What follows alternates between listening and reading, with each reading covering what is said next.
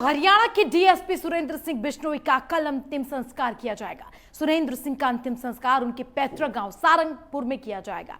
दरअसल डीएसपी सुरेंद्र सिंह नूह के पंचगांव में अवैध माइनिंग की शिकायत मिलने के बाद कार्रवाई के लिए पहुंचे थे। तभी खनन माफियाओं ने उन पर डंपर चढ़ा दिया, जिससे डीएसपी की मौके पर ही मौत हो गई। डीएसपी की हत्या मामले में पुलिस ने डंपर चालक को गुरुग्राम से गिरफ्तार कर लिया है। हरियाणा के डीजीपी पीके अग्रवाल ने जानकारी देते हुए बताया कि इस मामले में मुठभेड़ के बाद एक आरोपी को भी पकड़ा गया है। आरोपी के पैर में गोली लगी है। बाकी अभियुक्तों को भी गिरफ्तार करने के लिए लगातार कार्रवाई जारी है।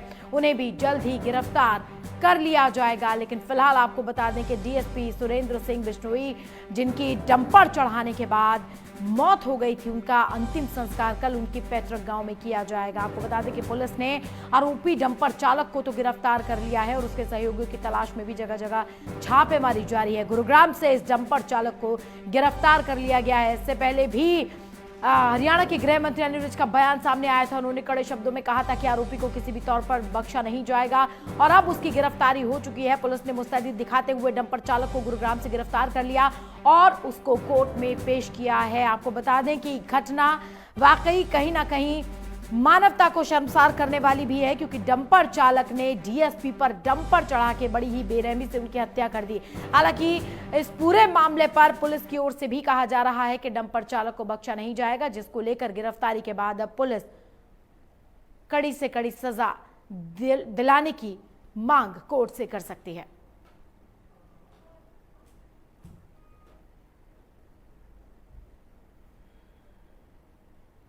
हमारे साथ हमारे सहयोगी संजीव मेहता फोन लाइन पर जुड़ गए हैं। संजीव, डीएसपी जिनकी डंपर की वजह से मौत हो गई थी, इनका अंतिम संस्कार कहा जा रहा है कल होगा, क्या कुछ जानकारी इसको लेकर?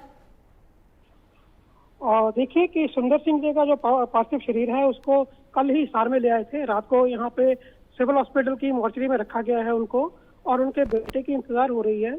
उनका बेटा फॉरेन में रहता है, उनके आने के बाद ही संस्कार होगा।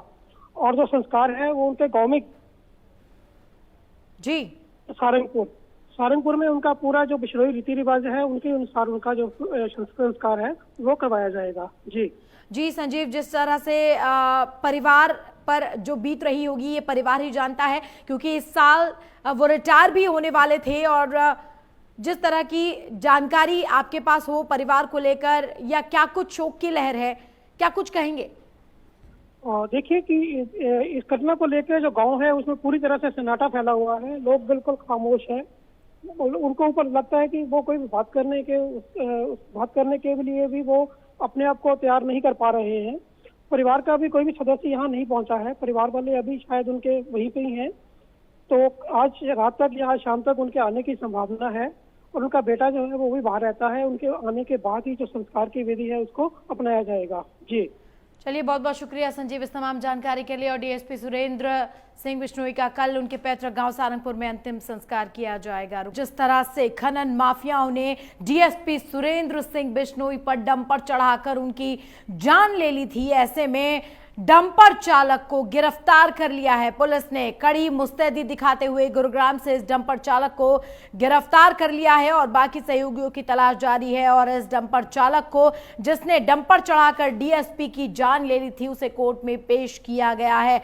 आपको बता दें कि कल यानी डीएसपी सुरेंद्र सिंह यादव का अंतिम संस्कार किया जाएगा। इसको लेकर भी हमारे सहयोगी ने हमें जानकारी दी थी कि सारंगपुर में डीएसपी सुरेंद्र सिंह बिश्नोई का अंतिम संस्कार होगा। और वाकई ये घटना बेहद दुखद भी है, क्योंकि अरावली की पहाड़ियों में जिस तरह से खनन माफिया लगातार अवैध खनन को अंजाम देते हैं, ऐसे में सूचना मिलने के बाद डीएसपी अवैध खनन को रुकवाने के लिए पहुंचे थे, क्योंकि उन्हें सूचना मिली थी कि वहां पर अवैध खनन की प्रक्रिया जारी है।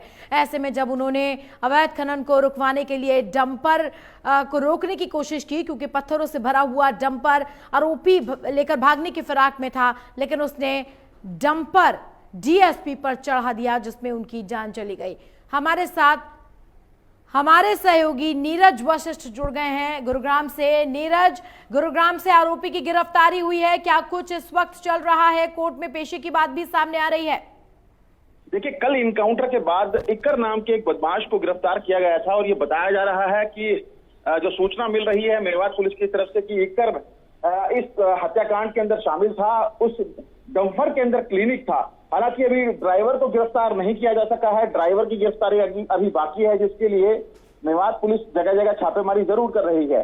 लेकिन दिन दहाड़े जिस तरह से डीएसपी की हत्या की वारदात को अंजाम दिया गया, दिन दहाड़े जिस तरह से मेवात इलाके में अरावली की श्रृंखलाओं में अवैध माइनिंग को अंजाम दिया जा रहा था, कई बड़े सवाल मेवात पुलिस की कार्यशैली पर भी खड़े होते हैं, माइनिंग अधिकारियों की कार्यशैली पर भी खड़े होते हैं कि अगर दिन दहाड़े इस तरह की माइनिंग की वारदात को अंजाम दिया जा रहा था तो रात के अंधेरे में मेवात इलाके में कैसा सूरत हाल रहा होगा।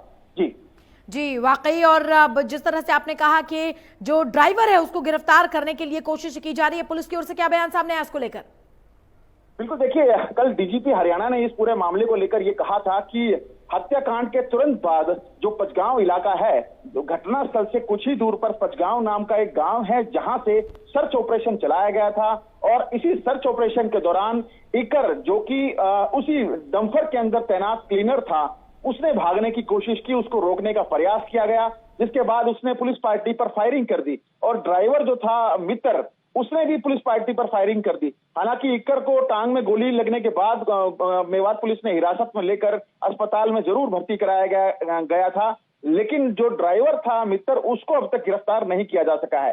देखिए, वो पहली घटना नहीं है, इस तरह की वारदातें गाए बगाए कहीं ना कहीं मेवात भर से सामने आती रही हैं, लेकिन तमाम एफआईआर दर्ज होने के बावजूद आखिर क्यों माकूल कार्रवाई ऐसे तमाम अवैध खननकर्ताओं पर की जाती है, यह एक बड़ा सवाल पुलिस की कार्यशैली पर भी खड़ा करता है और माइनिंग विभाग के अधिकारियों पर भी खड़ा करता है कि आखिर दिन दहाड़े इस तरह की माइनिंग की वारदात को अंजाम दिया जा रहा था और माइनिंग विभाग में तैनात अधिकारी और कर्मचारी कहीं ना कहीं हाथ पर हाथ धरे बैठे थे, जिसके चलते ये सनसनीखेज वारदात सामने आई थी।